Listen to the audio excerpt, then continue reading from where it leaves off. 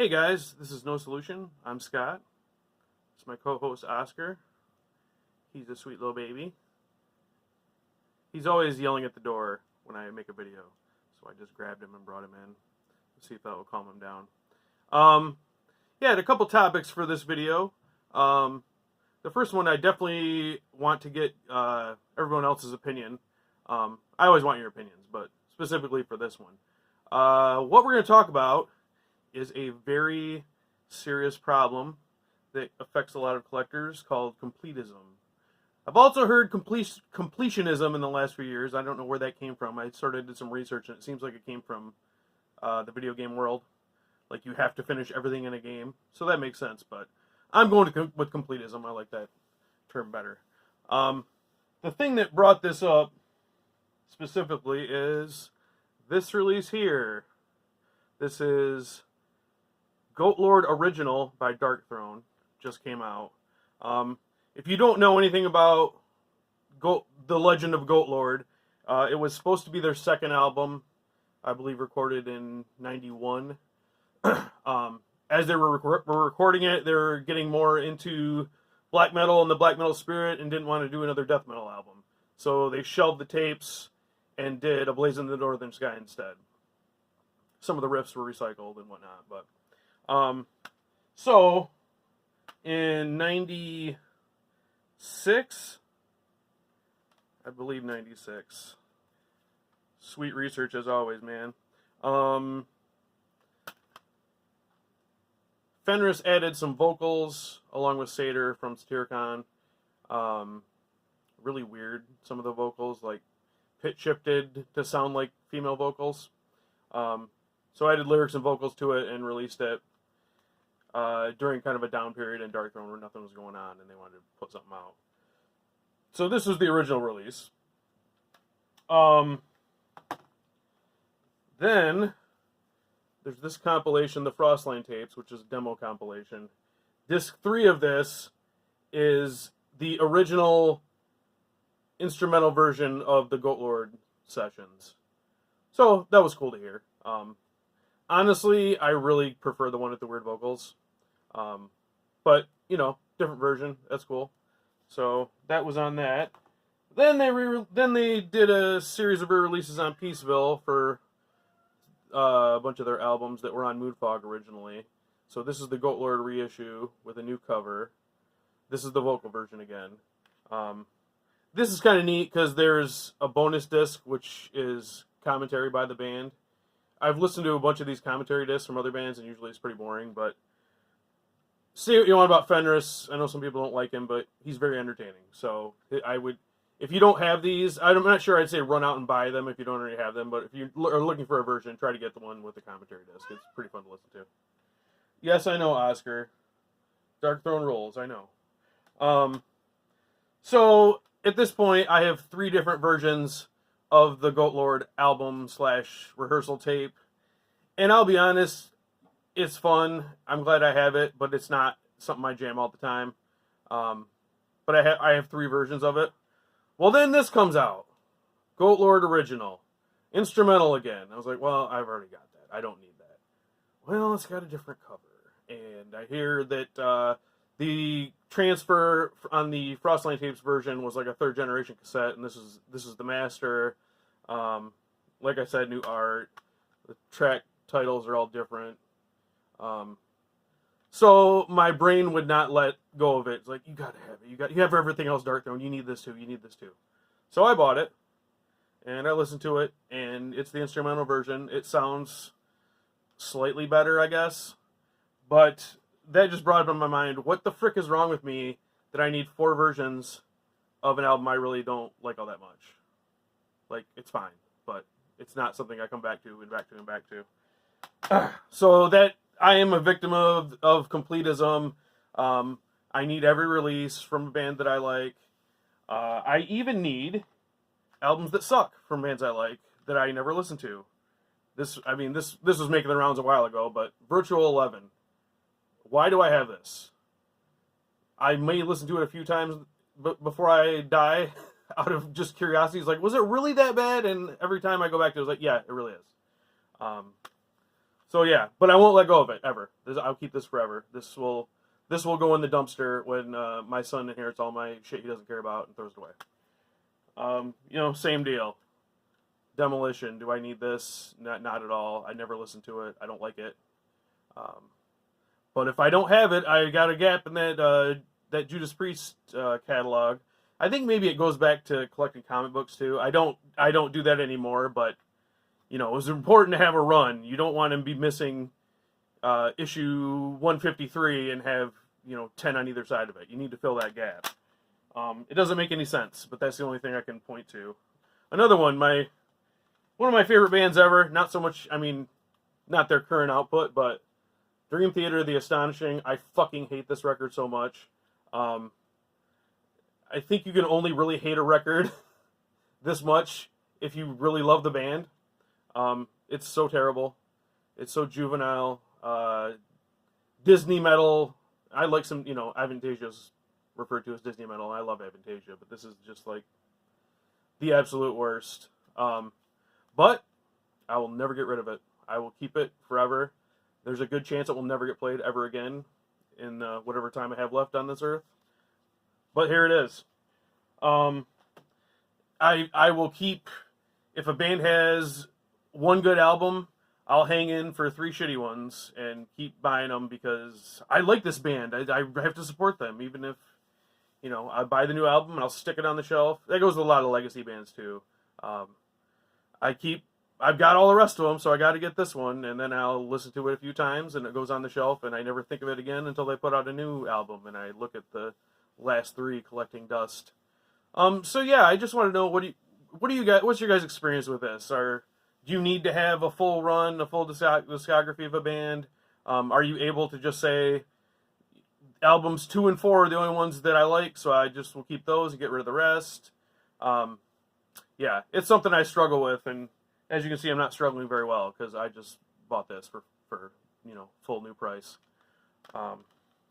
Yeah, so that was my little idea for a topic there. I also wanted to kiss up to Ash Thomas a bit. If you don't know Ash Thomas, he's a musician from Cincinnati. He's been in a million bands. I guess his primary instrument would be drums, but he plays everything, and he's an awesome vocalist. And I have heard nobody talk about this. This is the new Faithxtractor. This is his project with, I don't remember the lady's name. There's a person in the band who plays bass, and I can't remember her name, and my apologies. But this is the new album, Contempt for a Failed Dimension on Redefining Darkness. What a fucking ripper. In the last few months, I've sort of felt like I don't care about death metal anymore. All of the new bands that try to sound like their old bands don't do anything for me. And I'm not shitting on them. Maybe it's me. I don't know. I know a lot of people really like it, and that's awesome. But it just isn't for me. When I hear a new death metal release, I'm just sort of like, okay, yeah, next. So I kind of thought I was done with death metal. But I got this because their last album was so good. And holy shit, what just brutal and heavy and punishing from the beginning to the end. It is very short. It's like 24 minutes. Plus, there's an unlisted bonus track, Empire of the Damned, Sepultura cover. But even with that, it doesn't make it to a half hour. But there's speed. They slow down and get a little bit groovy, but it's still super heavy. Ash's vocals are just monstrous. Yeah, this is probably going on my year-end list, and I've seen nobody talk about it. Not sure why, but things fall through the cracks. Yeah, just highest recommendation for this one. I think maybe why nobody cares. This is their second album. I can't remember the name. The Great Shadow Infiltrator. This came out on Deathgasm in 2013. And this was the first thing I heard. And it's fine. It's sort of mid-level meat and potatoes death metal. But nothing that got me very excited. So when the third album came out, Proverbial Lambs to the Ultimate Slaughter on Hell's Headbangers in 2018, I believe. Yes. I didn't grab it. I was like, I heard the last one. It's okay. I don't need it. But then, as happens, Hell's Headbangers put it on clearance for like $3 or something once, and like, hey, well, I'll give it a shot. And holy shit, what a step up! Just a fantastic, super heavy death metal record.